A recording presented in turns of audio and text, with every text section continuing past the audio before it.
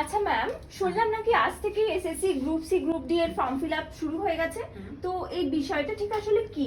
আরো একটি প্রশ্ন ছিল ম্যাডাম, যারা 2016 সালে যাদের চাকরি বাতিল হয়ে গেছিল, তো তারাও কি এই আবেদন প্রক্রিয়ায় অংশগ্রহণ করতে পারবে? এই বিষয়টা যদি একটু জানান।